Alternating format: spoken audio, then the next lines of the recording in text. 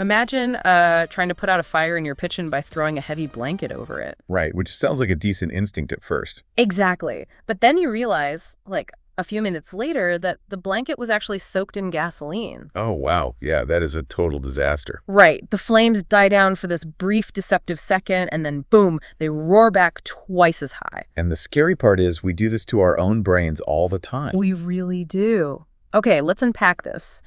Because today we're taking a deep dive into a highly relatable, almost universal scenario. Oh, absolutely. It's something so many people struggle with silently. Yeah, we are talking about that overwhelming desire to use alcohol simply to shut off a racing mind. You know, those endless worries and that loud mental chatter at the end of a long day. It's a deeply common pattern, especially in a world where, frankly, we're just constantly tethered to our inboxes and our obligations. It never really stops, does it? No, it doesn't. And it often flies under the radar because it doesn't look like, a scene from some dramatic movie about addiction. Right. It's not a cinematic rock bottom. Exactly. Yeah. It just looks like a tired professional sitting on their couch, just seeking a moment of peace and quiet. Today's deep dive is rooted in the insights of Susan Gast. She's the founder of Live Better Sober, and we're drawing from an incredibly powerful, really eye-opening article on her website, livebettersober.com. Her work on this is just so practical and grounded. It really is. And whether you are listening to this to, understand the mechanics of habit formation for a project, or maybe you're reflecting on your own evening routines to avoid information overload, this deep dive is designed for you. Because we really need to get into the why of it all. Right. We're going to break down exactly why this specific nightly habit sticks so stubbornly, the biological mechanics behind it, and more importantly, how to permanently regain control of your evenings. Yeah, and to truly dismantle this habit, we really have to start by looking at the stark contrast between the physiological reality of what alcohol does in the moment you pour a glass versus the neurochemical reality of the morning after. The expectation versus reality, basically. Exactly, because in the moment, alcohol acts as a highly effective, albeit temporary, central nervous system depressant. It feels like an immediate mental off switch, right? Like the volume knob on your worries just magically turns down. It does. And the mechanism behind that feeling is actually very specific. Alcohol suppresses excitatory neurotransmitters, and it enhances inhibitory ones. Wait, so it's literally changing the speed of your brain? Yes. It is literally slowing down the communication between the neurons in your brain. So when you are feeling tired or stressed or mentally spinning, that artificial numbing effect blurs the sharp edges of your reality. Which is exactly what you want in that moment of stress. Right. It reduces your immediate awareness of anxiety and that endless mental to-do list. I mean, for an hour or two, it perfectly mimics genuine relief. Okay, so this brings me back to an analogy. It's like putting a bucket over a leaky pipe instead of actually fixing the plumbing. Oh, that's a great way to look at it. Right. The stress is still there. It's just hiding under the bucket for a minute. It is entirely hidden. But the catch here is the brain's relentless drive for homeostasis, its internal balance. It always wants to return to baseline. Exactly. Yes. Because alcohol is artificially depressing your system, your brain detects this sedation and it compensates. It starts pumping out stress hormones and stimulating chemicals just to keep you awake and functioning. So it's fighting the alcohol. Yes. And when the alcohol inevitably wears off in the middle of the night, well, those stimulating chemicals are still just flooding your system. Okay, I have to push back on the brain's logic here, though.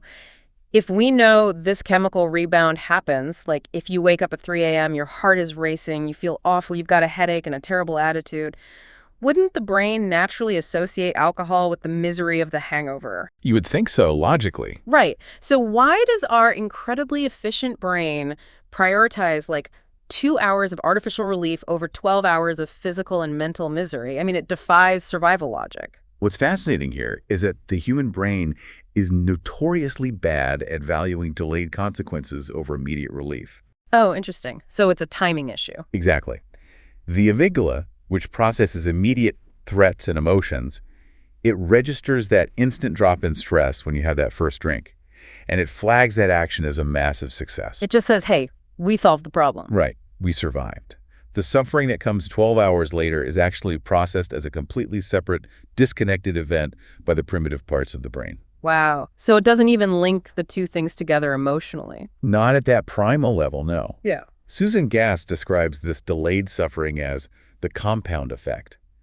People drink to wash their cares away, but when they wake up, The previous day's stressors are still sitting there, completely unresolved. So back to my intro, the fire is burning twice as high. Yes, the fire is raging.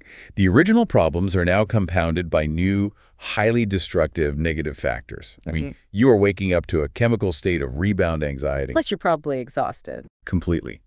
You're dealing with poor sleep architecture, physical dehydration, a terrible mood, and profoundly a really heavy wave of disappointment because you promised yourself you wouldn't drink again, and you did. Oh, man. And that demoralization, that becomes the exact trigger for the next evening. You feel so awful all day, so stressed by this compounded reality that by 6 p.m., the mental noise is deafening again. You are just exhausted from fighting yourself. And that's how the cycle feeds itself. The temporary cure is actually the primary engine of the underlying disease. Okay, so if the brain is prioritizing that immediate relief despite the horrific morning after, what is actually happening in the wiring to make that choice automatic? Like, how does this go from a conscious, albeit poor decision to a hardwired habit loop? Well, the neurology of habit formation really relies on energy conservation. Think about it. The brain makes up only about 2% of our body weight, but it consumes 20% of our energy. Wow, it's a massive energy hog. It really is. So to save power, it constantly seeks to put repeated behaviors on autopilot. It creates neural shortcuts, or associations, to entirely eliminate the need for conscious decision-making. So it's essentially a predictive text algorithm for human behavior. That is a perfect analogy. Let's examine the specific example provided in Susan's writing. So imagine you are worrying about paying a past due bill. Okay, a very common stressor. Right. That worry spikes your cortisol and creates acute stress. So you use alcohol to ease that acute stress. You have a few beers, the nervous system slows down, and suddenly the bill is forgotten for the night. And the brain takes notes. Exactly. The brain immediately logs that sequence of events. So tomorrow night arrives, and that exact same past due bill is looming large. You reach for the beers again, and the fear fades again. And boom, the brain finalizes the neural pathway. It writes this false but incredibly strong equation. Bill worries equals drink beer equals immediate safety. Wow. It wires the environmental trigger directly to the behavioral response. The conscious mind is just bypassed entirely. Entirely bypassed. You're pouring the drink before you even realize you've made a choice. Here's where it gets really interesting because, it's rarely just about tangible, logistical things like past due bills. It's about much heavier, less definable emotional triggers. The invisible stressors. Yeah. We were talking about the anxiety of trying to fit in, the crushing uncertainty of the future, or the profound loneliness of coming home to an empty house. Life is inherently complex and, frankly, frequently unfair. And the urge to drink is most aggressively triggered by these deep-seated emotional vulnerabilities rather than mere logistical problems. Right. And Susan shares a highly vulnerable personal example in the source material that illustrates this perfectly. Her honesty is really what makes the method so accessible. It is. For her, internal self-criticism was the primary trigger. She describes how if she made a mistake at work, she would get home and the psychological spiral would immediately start. She would ruminate, thinking, I screwed that up, I can't do anything right. Yeah, she calls that the beginning of the pity party. The pity party. And once that internal narrative takes hold, she notes that it was, beer to the rescue. The intention was to numb the pain of feeling inadequate. But again, it's a depressant. Right. The depressant effect of the alcohol would just pull her deeper into despair, leading to thoughts like, who cares about me anyway? It morphed from situational self-criticism into total existential dread. If we connect this to the broader trajectory of her life, Susan spent 20 years trapped in this specific stint. 20 years. 2 decades of utilizing a neurotoxin to lessen emotional stress, which biologically and psychologically guaranteed more anxiety, fractured sleep, and just a devastating loss of self-trust. 20 years is a staggering amount of time to be caught in a closed neural loop. I can't even imagine the toll that takes. It's immense. Attempting to solve complex professional or personal problems with a mind dulled by depressants and sleep deprivation is just an exercise in futility. Okay, so if the brain is that successfully hardwired to seek immediate relief over 2 decades, it implies that disrupting the loop requires a massive, almost traumatic system shock. Yes, a gentle nudge usually doesn't cut it. Right. And for Susan, that shock arrived when the stakes became literally life or death. By age 37, she was consumed by internal panic. Her drinking had escalated to a nightly necessity. It had taken over completely. Yeah, and she had managed to quit once before for 9 months, but the fear was paralyzing because she fundamentally did not possess the tools to stop permanently.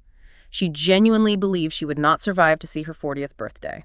That level of existential dread is the ultimate psychological rock bottom. It's terrifying. It really is. Then came January 17th, 1998. She woke up so violently ill that she was convinced she was actually going to die right then and there. The physical reality caught up with the mental dread. Exactly. And that nightmare was the unthinkable moment that ruptured the pattern. From the ashes of that morning, she developed a cognitive tool that is absolutely fascinating. Yes, she conceptualized what she now formally calls the somatic marker method. Break the mechanics of this down for us. How does a somatic marker neurologically override a habit loop that's been ingrained for 20 years? Well, somatic refers to the physical body. Right. So in the very early fragile days of her sobriety, just 3 days past that horrific morning, she knew she had to find a way to neutralize the urge to drink. Because the cravings must have been intense. Overwhelming.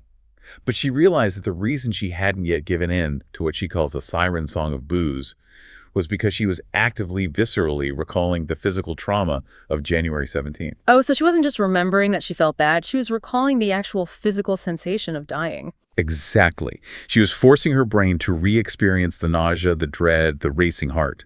By vividly dragging that intense, painful bodily memory into the present moment, she essentially short-circuited the brain's anticipation of relief. That is brilliant. The amygdala, which was pushing for the dopamine hit of alcohol, was suddenly overwhelmed by the intense warning signals of the somatic memory. The urge to drink was, in her words, smashed to smithereens. Wow. It acts exactly like a mental vaccine. Oh, I love that comparison. Think about it. A traditional vaccine introduces a controlled dose of a virus so your physical immune system can recognize and defeat it. Right. The somatic marker method introduces a controlled dose of a traumatic emotional and physical memory, injecting it right into the moment of craving. Your brain's cognitive immune system kicks in, recognizes the alcohol as a lethal threat rather than a relief mechanism, and destroys the craving in real time. The vaccine analogy captures the mechanism perfectly. And the thing is, Susan didn't stop with just one memory. She immediately began writing down other visceral memories of terrible drinking experiences. Oh, she built a whole library of them. Yes. She systematically built an entire arsenal of these somatic marker moments. She was actively arming her conscious mind against the automatic physiological urges that she knew would come. So whenever the thought of pouring a drink materialized, she instinctively retrieved one of those painful markers. The false equation of alcohol equals relief was violently overwritten by alcohol equals death. And the efficacy of this method is evident in its longevity. This wasn't some temporary white-knuckle strategy. She formalized this realization into a core philosophy, and those somatic markers remain etched in her mind today. Which is astounding considering she's approaching 30 years alcohol-free in January 2028. I mean, she effectively hacked her own survival instincts to save her life. It really demonstrates a beautiful neurological truth, you know? Right. While the brain is capable of wiring highly destructive habit loops, it possesses the exact same power to use vivid emotional memory to sever those loops permanently. Okay, so the mental vaccine effectively neutralizes the physical urge to drink, but that leaves a massive echoing void. It does. The root cause is still there. Right, the craving is gone, but the mental noise, the anxiety about the past due bill, the rumination over the work mistake, the quiet loneliness, it's all still screaming in your ear. How do you manage the underlying cognitive overload once you've removed the primary numbing agent? This is where we shift from immediate crisis management to building long-term emotional endurance. When your mind won't stop racing at night, you must direct that kinetic energy elsewhere. You have to give it a job. Exactly. Susan suggests tangible actions. Taking a brisk walk, immersing yourself in a book, utilizing structured breathing exercises, talking with a trusted confidant, or, honestly, engaging with an analytical deep dive like this one. But wait, if we just look at those activities as distractions, aren't we just swapping one avoidance tactic for another? That's a great question. The crucial psychological pivot here is the intention behind the action. You are not trying to flee the thoughts. You are building the capacity to sit alongside them. Ah, okay. Coexisting with the noise. Yes.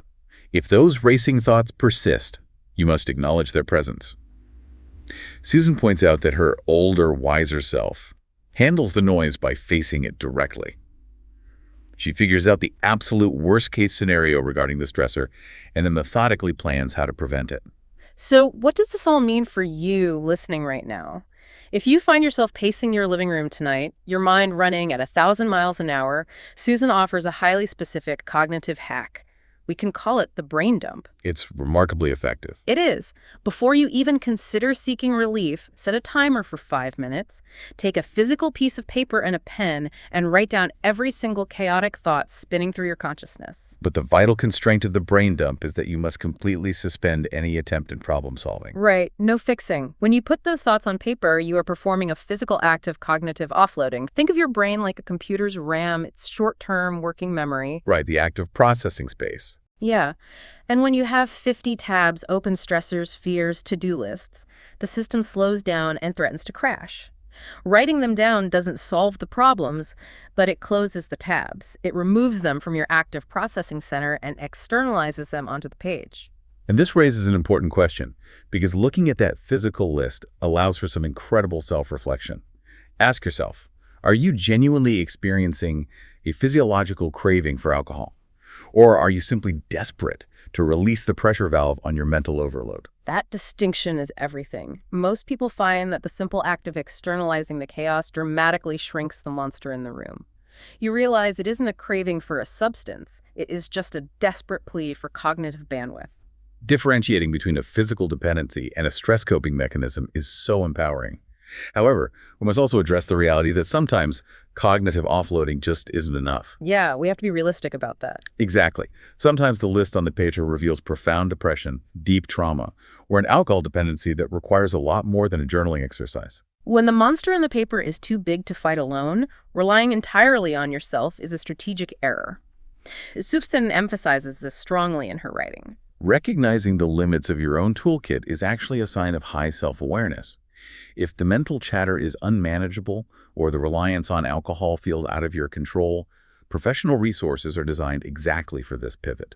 The source material outlines several excellent starting points. Yes. For example, in the United States, the SAMHSA National Helpline and NIA's Cravings Guidance offer immediate direction. And there's support everywhere. In Canada, the Canadian Centre on Substance Use and Addiction, or CCSA, is a primary resource. UK listeners can access dedicated alcohol and mental health services, while those in Australia can utilize the Alcohol and Drug Foundation, the ADF. And in New Zealand, the Alcohol Drug Helpline provides similar comprehensive support. The foundational message here is that untangling a nightly habit loop, one that's built on a complex web of neurochemistry, emotional triggers, and automatic routines, it's not something you have to reverse engineer in isolation. Absolutely not. As we bring this deep dive to a close, let's anchor back to Susan Gast's most pragmatic realization. Complex emotional and logistical problems are always, without exception, better analyzed in the sharp clarity of the morning. Morning brings a natural psychological reset. Right. A reset that is entirely impossible to access when you are battling a depressant hangover. You do not need to solve your entire life tonight. Your only objective tonight is to navigate the evening with a clear, present mind. The past due bill and the difficult email, they will still be there tomorrow. But your cognitive resilience, your emotional regulation, and most importantly, your fundamental trust in yourself will be exponentially stronger when you face them. Which leaves us with a final thought for you to mull over today. We have spent this deep dive analyzing how incredibly efficient your brain is at building associations, how effortlessly it links evening stress to a destructive, numbing coping mechanism. It's an incredibly powerful engine. It is, but consider the inverse power of that machinery. If you understand the mechanics of the habit loop, how might you deliberately train that exact same powerful associative engine to link evening stress to a positive, life-affirming ritual? If you are the one writing the code, what will your new equation look like?